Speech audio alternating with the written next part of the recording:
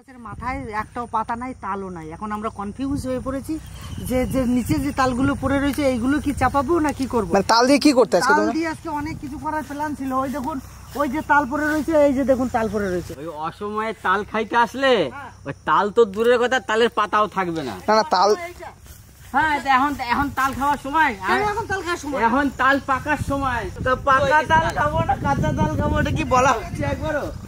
সব পুরো তাল। এদিকে আয় রে। হ্যাঁ বড় বড় সাইজ, এই বড় বড় তাল। আরে ভাই উঠা, এটা তাল পড়ে পড়ে আসা চলি এসো। এই পছন্দ আসা চলি এসো নিয়ে এসো, বাড়ি নিয়ে যাবো, কার্পেট দিয়ে পাকাবো। এই গাছে তালগুলো আমরা সব কিনেছিলাম। এই তাল যখন জন্মাষ্টমী আসবে, এই তাল নিয়ে আমরা দুর্গাপুরে গিয়ে তাল দিব।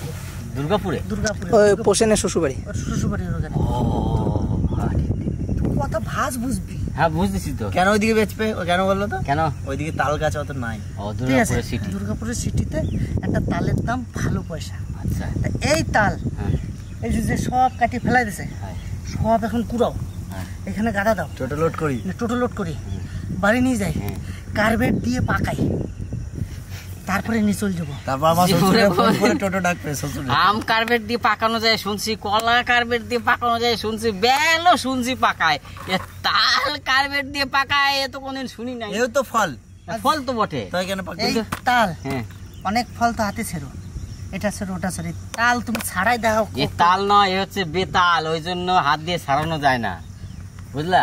ও অত পায়ে হেন জোর হয় নাই তোমার, ক্ষমতা হয় নাই। চল চ্যালেঞ্জ, আজকের এপিসোডে এক ঘুষি দিয়ে তাল ভাঙবে। পোষণ আমাদের চ্যালেঞ্জ করছে। চলো এদের আগে পোষণ এক ঘুষি দিয়ে তাল ভাঙবে। দেখো চিন্তা করতে পারছিস ভাই? প্রচুর শক্ত ভাই, প্রচুর শক্ত। তাহলে এটা যতক্ষণ না নরম হয় পড়ে না, দেখেছো? লোকে জিম যায় এত টাকা খরচা করে, সত্যি আর কি করলাম আর ফাজলামি করলাম, যাই করলাম। এই একটা তাল শহরে কিছু না হলেও 50 টাকা দাম, একদম পাকা তাল। আর জন্মাষ্টমীর সময় 150 থেকে 200 টাকা দাম। আরো বড় হইতো, বিশাল বড় সাইজ, বিশাল বড়। কত তাল ফেলেছে, কালো একদম, এই মিষ্টি হবে তালটা প্রচুর। এটা আরো কালো, এইটা একদম কালো হয়ে যায়। হাড়িতাল এগুলো হাড়িতাল।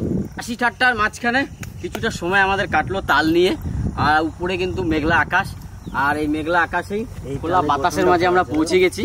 খোকনদা, হ্যাঁ চলো তাহলে ভাই আজকে এক কাজ করবো, মাঠ চাষ করে গেছে, তোরে কাদার ভেতরে ফাঁসার দেবো। এইলা হালুয়া, হ্যাঁ সত্যি সত্যি তোর আজকে চিনতেই দেবো না। জলে গেলে সাঁতরাতে পারিস না, গাছে উঠতে পারিস না, কাদার ভেতরে তো ডুবতে পারিস। কাদায় তো ডুব দেয় না লোকে, কাদার ভেতরে কই ডুব আচ্ছা, এই দেয়? ফাসার ফাসার এর শব্দ কয় রকম আছে? ফাসার, আসার, পাচার, কাঁচার, কত রকম? তা চলো কোন দিকে যাবো সেটা উদ্দেশ্য করো। যাও ভাই, মনটা খারাপ হয়ে গেলে। এই তালগুলো এইভাবে পড়ে আছে না, আর কটা দিনের জন্য, আর কটা দিন। ওই দেখ কত তাল পড়ছে। শহরের মানুষেরা তাল পায় না, আর আমাদের গ্রামে দেখুন তাল পড়ে পড়ে পচে পচে নষ্ট। হ্যাঁ কোয়ালিটি তো সেই ছিল রে। হাড়িতাল এগুলো, হাড়িতাল চরম মিষ্টি, সেই কোয়ালিটি। টাইম নিয়ে আসলাম, ওখানে দেখো প্রায় না হলো এখানে 100-150 করে। আরে ভাই সেই কোয়ালিটি ভাই, একটা তাল শহরে যদি 30 টাকাও বিক্রি হয়, এখানে বহু টাকার তাল। এক্সপোর্ট করবো নাকি? আমি সেটা বলেছিলাম যে সব তুলে নিয়ে যাই। এই তো টোটোতে সব চাপা কলকাতা নিয়ে যাবো। ও একজন দুর্গাপুর নিয়ে যাবে, একজন কলকাতা নিয়ে যাবে। আমার টোটো না হেলিকপ্টার। কলকাতা নিয়ে গেলে তোমার তালের পয়সা কেউ দেবে না। দাদা আমি আপনাদের তাল দেবেন না, তোমার খেলো কান্দি ধরে দিয়ে দেবো। আমি এতদিন ধরে আপনাদের ভিডিও দেখি, এত ভিউ দিয়েছি, একটা তাল আমি পাবো না। আর আমরা নিয়ে খাওয়াতে পারবো না তাদের? আমরা তাদের খাওয়াবো। কেউ তো আবার ভালোবেসে বেশি টাকাও দিতে পারে।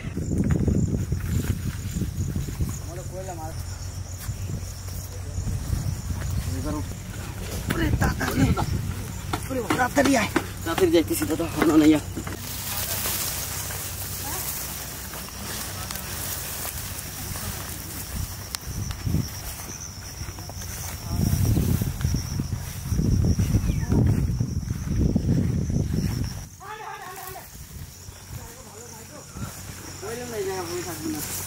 ভালো নাই, কি হয়েছে? নোংরা হয়ে গেছে, গ্যাদারিং হয়ে গেছে। কেন চিল্লালাম? সাপ খুব খায় যদি। জায়গার পজিশন খারাপ। আসলে কি বর্ষার দিন তো জল পড়ছে, গাছগুলো সতেজ হয়ে গেছে। এখানে কেউ আসে না, আমি এখানে একটা সোনার আংটি রেখে গেছিলাম। বুঝলি পোষেন, লঙ্কার চারা যত্ন করে ফেলে গেছি, সে লঙ্কার চারা অতগুলো চারার ভিতরে একটা চারা বেরোচ্ছে, আর এখানে এত সুন্দর করে পরিষ্কার করে গেছি, আগাছা কিভাবে হয়েছে দেখো। তো শুরুতেই বলে থাকি, আপনাদেরও বলে রাখি যে আমি আর 1 থেকে 1.5 ঘন্টায় এনাদের সাথে আছি।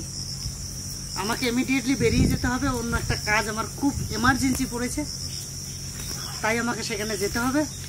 আমি সকালে এলাম, একসঙ্গে ভিডিও বানাবো, আনন্দ করব, ফুর্তি করব, এইভাবে।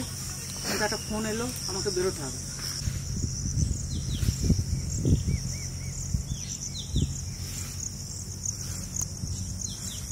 ভাই রে ভাই, পুরো কাদা রে ভাই। হ্যাঁ গো, হ্যাঁ? তোমার কাছে তো একটা খবর নিয়ে আমি আইছি। কি গো?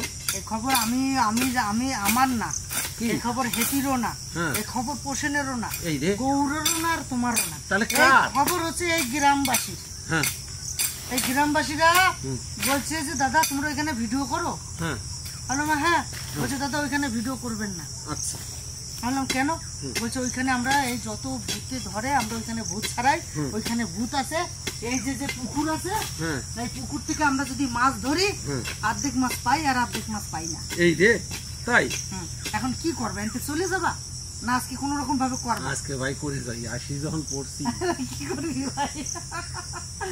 সত্য ঘটনা, এটা মিথ্যা না, এটা সত্য ঘটনা। একবারে কিন্তু ওসব ভূত ফুত আমাদের ভয় লাগে না। আমরা মাঠে ঘাটে রাতে বিয়ালে নদীতে এত রাত্রেবেলায় গিয়ে মাছ টাছ ধরলাম, ওসব কিছু না। দিনের বেলায় কি হবে? কি ভাই তুই যে বললি কি এখানে ভূতের কথা, কে কইছে ভাই তোরে? এই জায়গায় হ্যাঁ ওই টোটো নিয়ে স্ট্যান্ডে ছিলাম, হ্যাঁ এই পাড়ার ছেলেরা, হ্যাঁ এই পাড়ার ছেলেগুলো কয় তোমরা যে ওই জায়গা বটতলায় ভিডিও করতে যাও, হ্যাঁ ওই জায়গায় কি আছে জানো? কি আছে? ওই জায়গায় ভূত আছে, ওই জায়গায় যাইও না। কয় এই সামনে যে পুকুরটা, ওই পুকুরে ওরা মাছ ধরতেছে, এতগুলো মাছ একটা জায়গায় রাখছে, কয় এই রাখিয়ে দিই, নিয়ে আবার ধরবো। জায়গা ধরতেছে না, ওই পাড়ে রাখতে গেছে, খানিক পরে এসে দেখে ইন্ডিয়ার মাছ নেই। ও সবাই মাছ ধরতে চায় না, ওখানে রাখি কেউ ছিল না, শুধু ওরা দুইজনই ছিল। কেউ হয়তো লুকোই ছিল ভাই, না সে মাছ কোটে নিয়ে পালাই গেছে। না, ওরা পাশের গ্রামে, ওরা কি মিথ্যা কথা হবে? এই ফাঁকা জায়গা, বট গাছ তলা, দুপুর আমার বেলায় কিছু বলার নাই ভাই। কোথায় এই জায়গায় ভাই? রাত্রেবেলায় তো আসাই যাবে না। নেক্সট ভিডিও রাতেই করব। তাইলে আমি আসবো না ভাই, আমার ভয়। তাইলে আমি আসবো না। মাছেরই ভিডিও করবো। হ্যাঁ আর এইখানে সে এই যে মাছ নিয়ে ভিডিও করবো রাত্রেবেলায়। রাত্রেবেলায়, শোল মাছ। শোল মাছ পোড়া। তাহলে তোকে কপালে কষ্ট। হ্যাঁ? তাহলে তোকে বেশ, তাহলে কপালে একটু দেখো কষ্টটা। ঠিক আছে, এই দেখা যাবে। যে যাইবো, হ্যাঁ একটা ট্রেন্ড বলে না, কি বলে? হ্যাঁ কি বলে এটা? টেন্ট ট্রেন্ড একটা অর্ডার করো। বেশ বেশ, কি বলে? ট্রেন্ড। টেন। ট্রেন্ড এখানে খাটিয়ে দেবো, পিপলের ট্রেন্ড হবে। তো ভিতরে তোরে বুদ্ধি চেন আটকাই দিলে ভূত ঢুকতে পারবে না। বুঝতেই পারবো ভূত দাদা সব জায়গায় ঢুকতে না পারে। না। ঢুকতে পারবে না, কি করে ঢুকবে? ও নিচে দিয়ে থাকবে, উপর দিয়ে থাকবে, চেন দিয়ে আটকানো থাকবে। আচ্ছা, তোরে ভিতরে ভরে দিয়ে আমি দারোয়ান হবো, হবে? ঠিক আছে। সর্বনাশ করছে তোমরা তো। এই যে দেখি কি অবস্থা, উনুন হয়ে গেছে। দাদারা এখনো টিফিন করছে সব, মানে হালকা করে। আর এদিকে আমি উনুন ধরে দিয়েছি, হ্যাপিদা মাটি লাগাতে গেছে হাঁড়িতে। আজকে জল গরম হবে, একটু বেশি করে জল গরম হবে। টিফিন খেয়ে টিফিন হজম হয়ে গেল, তোমরা বইয়েই রয়েছো, কি আনছো কই দেখাইতেছো না এখনো? দেই না, আমি যাবো আনতে। ওই তো যাইবো বলছে। ও উঠছে। হ্যাপি, হ্যাঁ তুই যদি রেডি হয়ে দাঁড়ায় থাকিস ভাই। আমি রেডি। রেডি? রেডি। আমি জানি, আমাকে বললে লাভ নেই, আমরা তিনজনে গিয়েছিলাম। ভাই তুই খুশি হবে। ও ভাই ये तो একবারে কইতে গেলে সোনে পে সুহাগা। হ্যাপিদার হাতে খাজানা লেগে গেছে। बिना बादल के बारिश हो गए भैया, बिना बादल के बरसात। वो भी सावन के महीना में। सावन के महीना में। सावन के महीने में तो बरसात होता है भाई, कैसा बादल भी होता है। कैसा चमकाया? बहुत बढ़िया चमकाया। पसंद आया कि नहीं? আরে সুস্বাগতম, बहुत बढ़िया। হ্যাঁ, এবছর প্রথম বর্ষায় আমরা নিয়ে এসেছি হাঁস, কারণ আকাশে মেঘ, ঠান্ডা ঠান্ডা সুন্দর সুন্দর বাতাস আছে, তার ভিতরে একটু আর্দ্রতা গরমও আছে, কিন্তু তবুও হাঁসের মাংস বলে কথা। এবছর প্রথম। কিভাবে রান্না করবো? কিভাবে রান্না করবো? হয় আজকে সুন্দর করিয়া ঘরোয়া ভাবে রান্না করবো, তাই না? হয়। একটা সিক্রেট কথা, দুলালদা কিন্তু হাঁসের মাংস খুব ভালো খায়। আজকে দুলালদাকে হাঁসের মাংস না খাইয়ে পাঠাবো না, তা তাড়াতাড়ি কর। হ্যাঁ, তাড়াতাড়ি করে রান্না বান্না করে দেবো। দুলালদা ওইদিকে যাবে, কোথাও ইমার্জেন্সি আছে, তো ঝটপট করে রান্না বান্না করে তবে দুলালদাকে খাইয়ে দিয়ে পাঠিয়ে দেবো, কারণ দুলালদা থাকবে না আর আমরা সবাই খাবো, এটা কি হতে পারে? কখনোই হতে পারে না। আমি ভালো খাই। হ্যাঁ, ভালো খাই, সবাই জানে। সবাই জানি। আমার জন্য জামাইবাবুর কাছে বাটিতে পাঠাই this. O come year Jimmy কাম কাম কাম কাম কাম কাম কাম যিনি আমাদেরকে চিনে নিয়েছে। এসে তুই সেদিনকে ইলিশ মাছের মাথা খাইছি, তার জন্য চলে এসছে আজকেও। আজকে চিন্তা মত কর, তেরে লিয়ে এত বোঝা বোঝে রে দাদা। মাংস খাওয়াবো তো, ঠিক আছে? হ্যাঁ ঠিক আছে ঠিক আছে ঠিক আছে। বসেন, মশলা কাটা হয়ে গেছে, তুমি চলে এসো।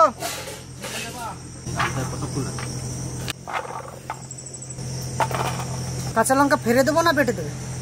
ফাড়ি দিই, তাহলে সরাই দিই। আজকে আমাদের অনেক দিন পরে বেশ হাঁসের মাংস জমিয়ে রান্না হবে ঘরোয়া পদ্ধতিতে। তার জন্য আদা রসুন আছে, আর এদিকে আছে শুকনো লঙ্কা জিরে। আগে আদা রসুনটা বেটে নি। হ্যাপিদা, তোমার জল গরম কর দূর। আরে জল গরম তো হবেই, তার আগে একটা কথা কই হেলাই। বলো। এবছরে ফার্স্ট হাঁসের মাংস, তাই না? খোকনদা তাতিরা শুধু নামাই দিলাম। ভাত আমার হয় নাই।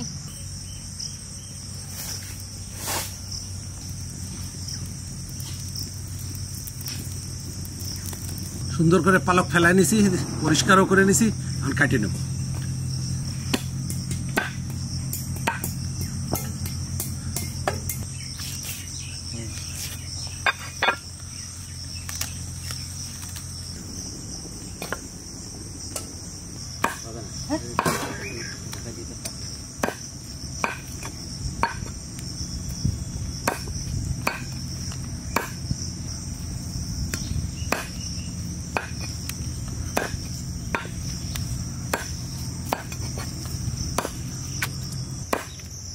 যাবো, হ্যাঁ, এটা কাটতে মজা নাই পাটাটা।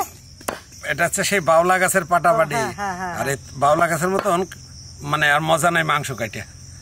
যত যত মাংসের দোকানে দেখবা বাউলা গাছের খাটে। আমাদের হাঁসটা কিন্তু খুব ছোট্ট খাটো। ছোট্ট খাটো মানে একেবারে সেই বেশি মাংস নাই। তোমার ওই মাংস হবে কত, 600 গ্রাম হবে এটা।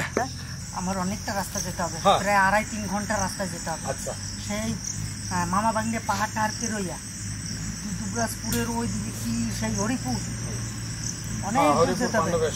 হ্যাঁ, আমি বলেই দিই আপনাদের, আমার সম্পর্কে আমার এক কাকার নাতির অন্নপ্রাশন। তা আমার হিসাবে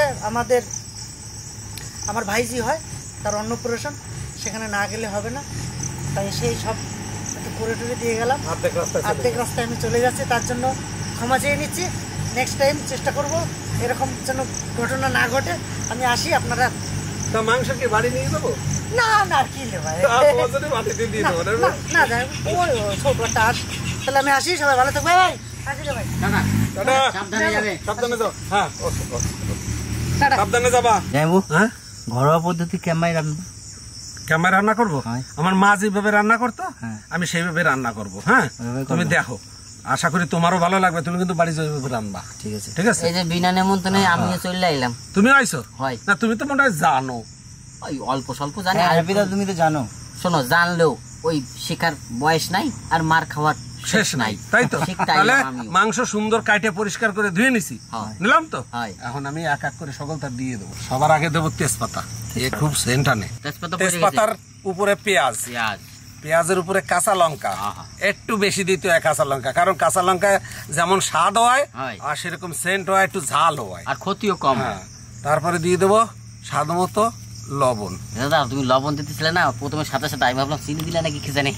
ও এক ধরনের মিষ্টি বাড়ি, কারণ অনেক সময় দেখা যাচ্ছে ভাত খাতে সময় করতে হয় আমার একটু মিষ্টি দাও, মিষ্টি ছাড়া আমি খাতে পারি না। তাহলে সে অবাক হয়ে যায়, বলে মিষ্টি কেন দেবো? আমি বললাম যা দিয়ে আমরা সব কিছু রান্না করি সেটার নাম আছে নুন, আর নুনের এক নাম আছে মিষ্টি। তো এখন দিয়ে দেবো আদা রসুন বাটা, শুকনো লঙ্কা, জিরা, হলুদ, তেল টেল কিছু দিলাম না, মশলাপাতি দিয়ে দিছি, মাহায় নেবো সুন্দর করে।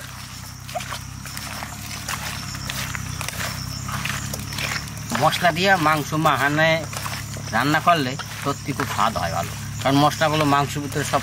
তার ভেতরও অন্যরকম আজকে দেখেন। হ্যাঁ, মশলা তো মাহালাম, আরো পদ্ধতি আছে দেখেন নাকি। ওইদিকে তো চলে গেছিলাম।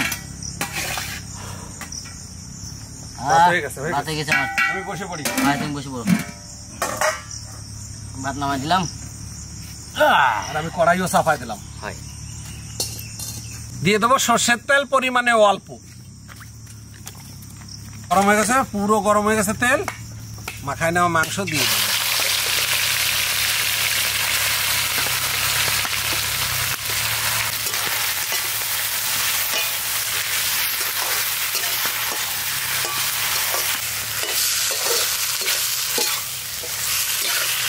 এখন মনে হচ্ছে মাটি, এটা যে গরম মশলা, গোটা গরম মশলা বেটেছি, এই যে দেখুন কিরকম দাঁড়িয়েছে, মনে হচ্ছে মাটি। এবার আলু দেবা নাকি? হ্যাঁ, এবার আলু দিয়ে দেবো। মাংসটা অনেকটা কষানো হয়েছে, এবার দিয়ে আলু দিয়ে কষাবো।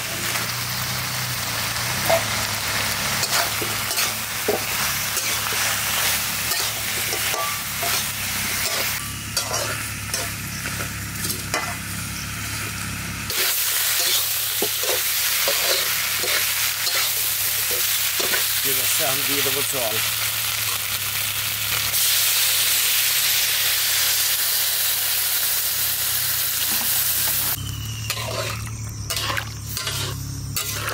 আমরা একটু ঢাকিয়ে দিয়েছিলাম, গরম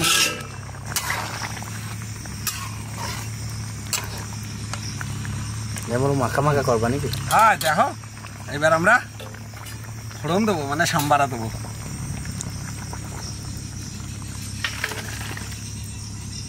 দেবো সর্ষের তেল।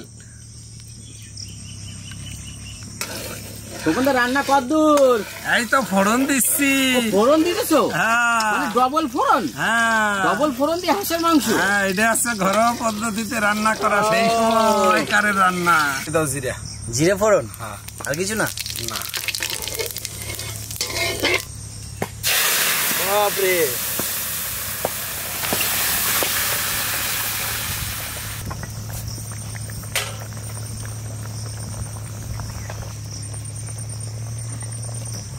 মশলা পড়বে। হ্যাঁ, তুমি দেখে যাও গরম মশলাটা কিভাবে দেই, চলে আসো দেখবা। এই দেখো, এই যে ঝোল উঠাইছি, ঝোল উঠানোর পরে এই যে আতার পরে দিয়ে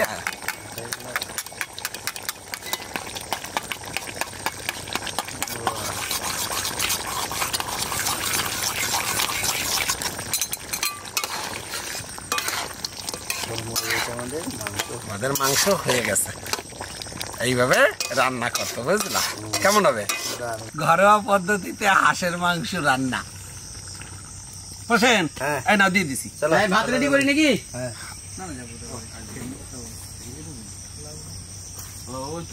সামনে দেখে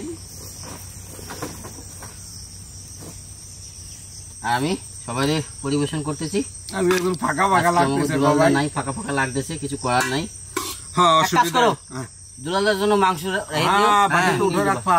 যেমন যে 2 মিনিট আমি নিয়ে চলে যাবো। হ্যাঁ, কালারটা কিন্তু হেভি হয়েছে।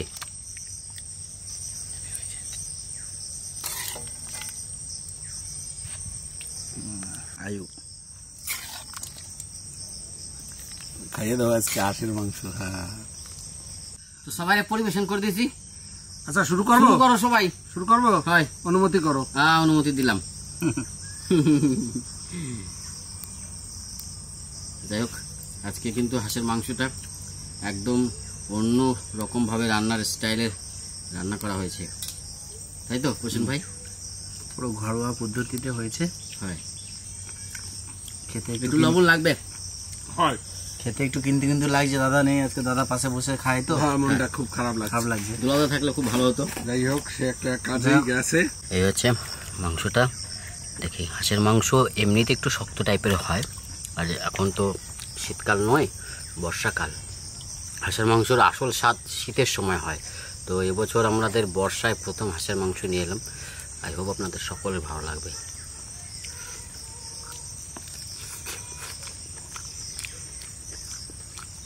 কচি হাঁস ছোট, শীতের সময় এর স্বাদটা একটু বেশি ভালো হয়।